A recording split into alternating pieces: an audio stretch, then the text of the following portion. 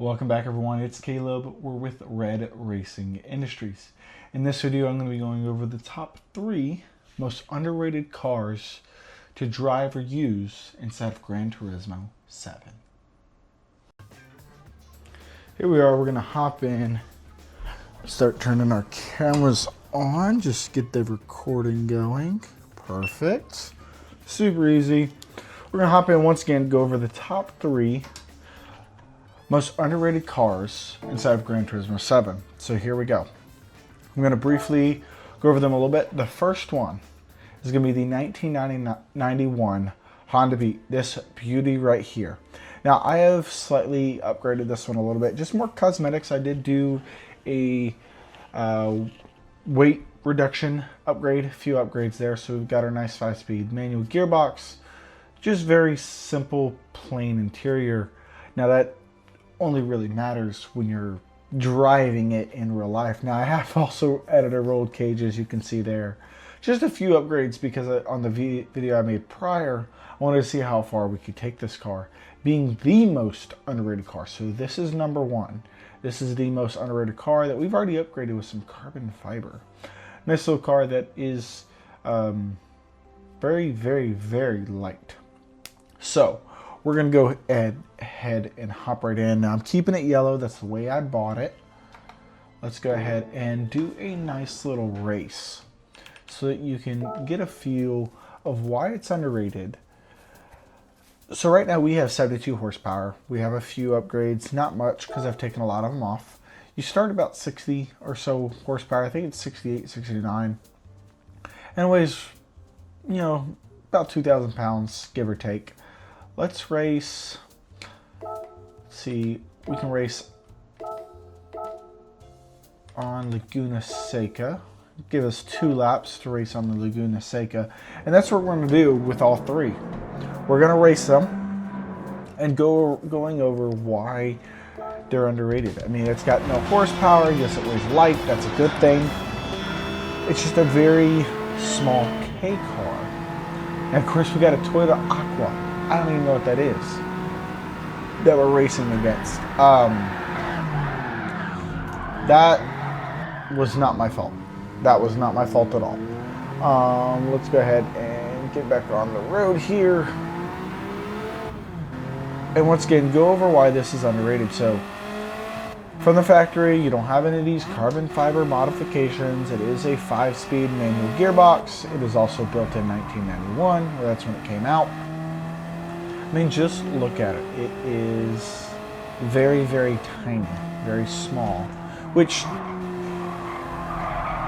means you don't really get much for it as we just continue to spin out. I mean, you can look at the tires. You've not got much there. We're going to try and at least get around this thing. It does get itself around a little bit. Let's just go ahead and try and finish some laps instead of getting tossed to the back. Once again, looking inside the cabin, very simple, very plain, not much going on, and the reason why it's underrated.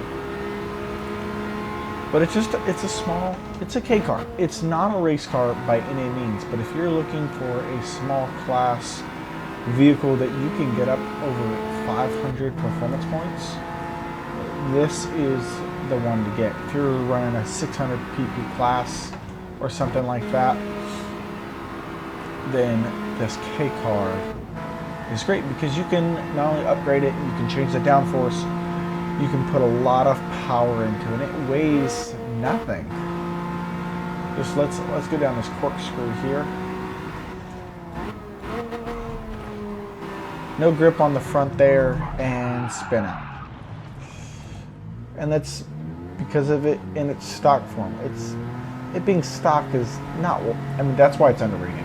But the modifications is what makes it amazing.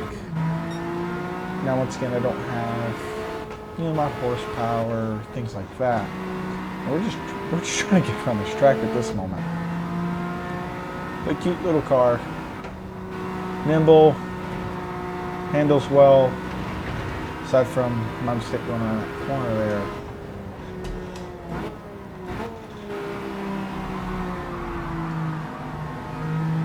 Just like that, course, I went overboard. But just like that, I mean, it corners. I've taken the Type R around this track just because I enjoy driving the Type R. It's a lot bigger, a lot wider, takes a lot more to handle. So let's go ahead and finish the second lap here.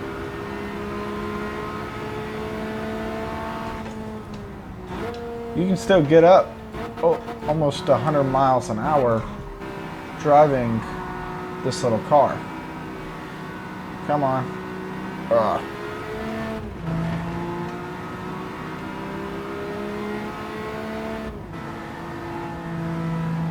Once again, it handles these corners without us getting tossed around on the track.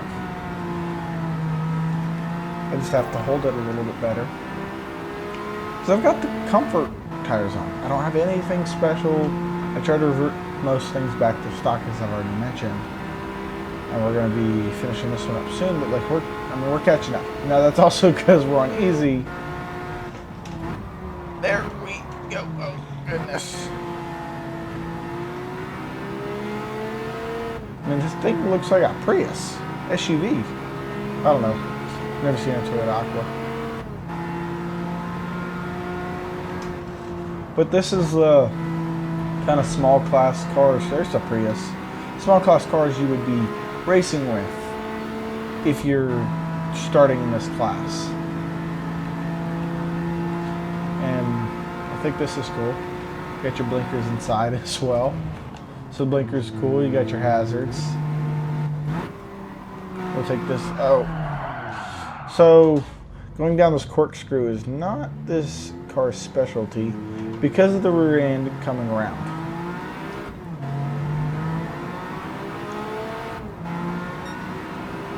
And I wasn't even on the throttle, I just didn't brake enough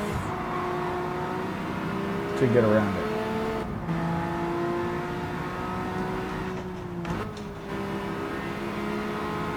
There we go, come on. We're at least gonna play something. I mean, not great. Especially since someone knocked us off the track at the beginning. Here we go. Think of the 86, like the Corollas type style, whatever.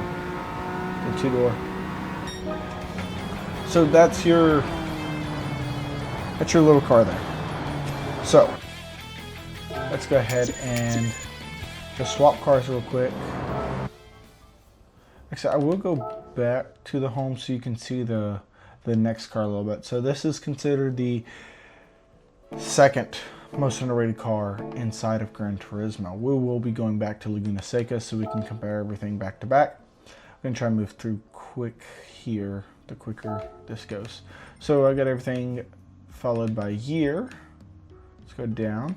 So we got a 1991 Honda Beat. Our second next most underrated car is this right here, the 1989 BMW M3. And that's because it's in Gran Turismo. This is a phenomenal car in general. Now, just watching through the scene here, it's 5-speed manual, sounds great, no modifications on this one whatsoever. I do have a black one next to it that's a little upgraded, but not near as much as this one. But absolutely stunning, very simple interior, nice 4-door or 2-door, but with 4 seats, and just a gorgeous, timeless design. This is definitely a car to have, just even in real life. So let's go ahead and hop in. I've not even driven this car. I mean, we only have 212 horsepower. For a car back then, that was a lot of horsepower. Even now, it's still considered a good amount of horsepower. So let's go hop in, do the same race, regular AI. We'll do it at dusk, and let's go beginner level. Let's not get knocked off the track this time. Okay, let's hop right in. So immediately, I love the color. That is just the way I bought it. But moving through, it's got its own built-in wing. It's just underrated because it has very little horsepower and of the age. Now, they just can't help themselves, can they? Once again, we're now running with a lot bigger cars, things like that. And even the hazards inside look a little funky. So we're still running off the road. None of it's, you know, modified. It is still an M car. And everybody's just running off the track. So these are a bit of older cars. And that's a big reason why they're underrated, because a lot of what I've seen is people run newer cars, as myself, when they're racing. They're just more advanced and things like that, which is nice. But even this little car is cool to drive. It's just a different overall experience. It's a cute little M3. Even though there's nothing cute or little about an M3. Even though this is also technically, now they did call it the M3, but it is really an M4 in today's standards, because that's how it is. They finally distinguished it a few years ago. So let's see how it takes the corkscrew. It takes a little bit better. I didn't sway my rear end, but I'm also getting edged around by this guy back here. So taking it around, not bad on the oversteer, and diving right in. This handles a lot better than the Honda Beat, and that's why it's number 2. Handling is drastically better. I'm staying on the track more. It does have more horsepower. It is a wider stance, longer wheelbase vehicle. And we'll be done with this. So did a little bit better on our timing too. Now it's a higher PP car, so on and so forth. But if you're looking for a good classic race, you've got a lot of tuning capability on this one as well. Let's get around. There we go. We're almost in first place too. Come on, we're gonna ride the 308's butt. There we go, and on the inside.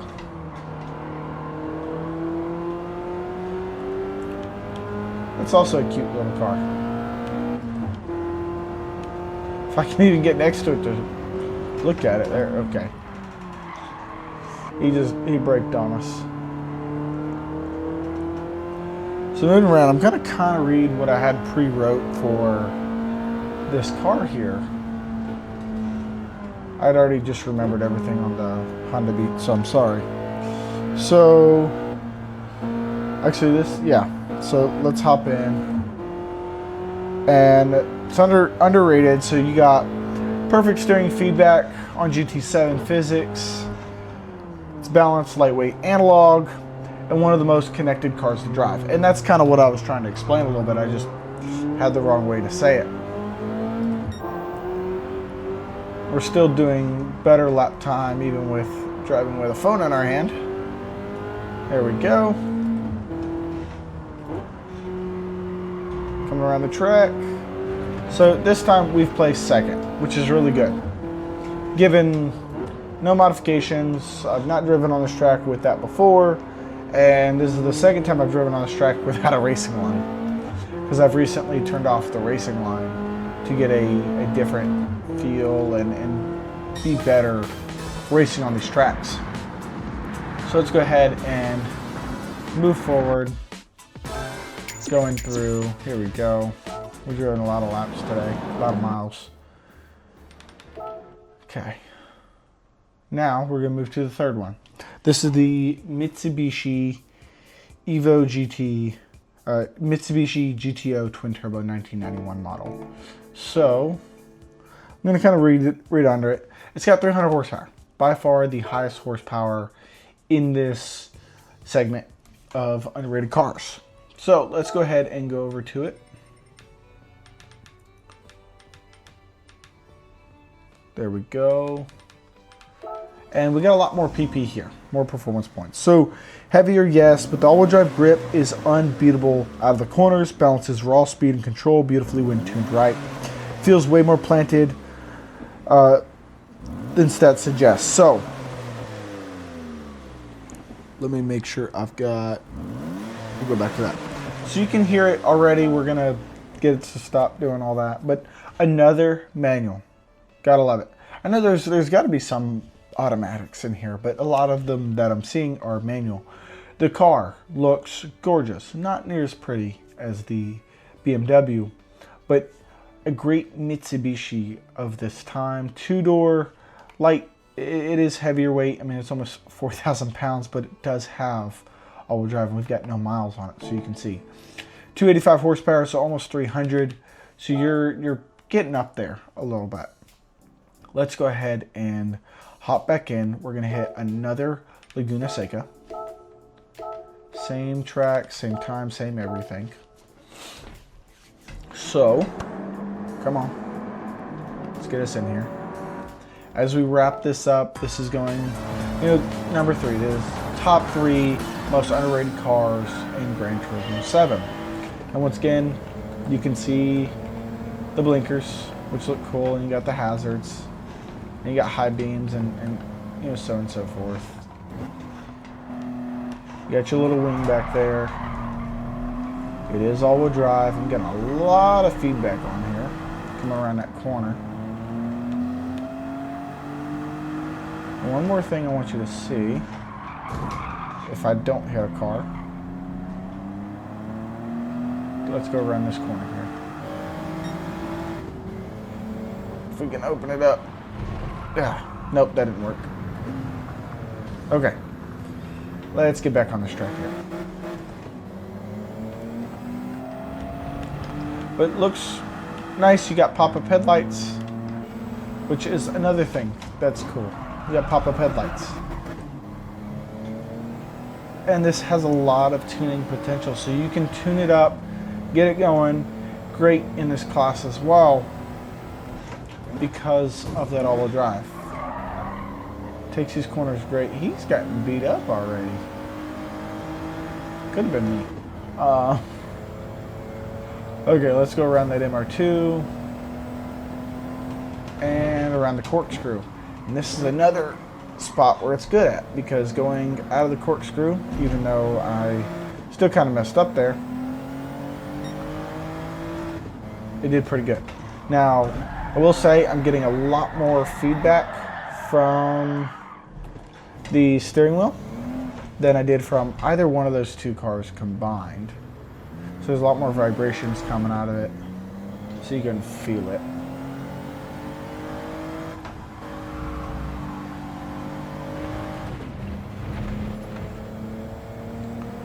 We're still placing terrible. There we go. Get ahead of the Sylvia. But I'm not having to correct any steering angles that I might have messed up on. I haven't driven this car, so I'm not used to it. Didn't do awful on the lap. The BMW were definitely better on. There was a few mistakes done here. Come on, here we go. But even taking wide, we're not sliding all over the place. My steering wheel, you should be able to see it, is vibrating crazy. Dive right into here. Regardless, it seems like all of these, at the speed that I'm going, is going to run off the track. So,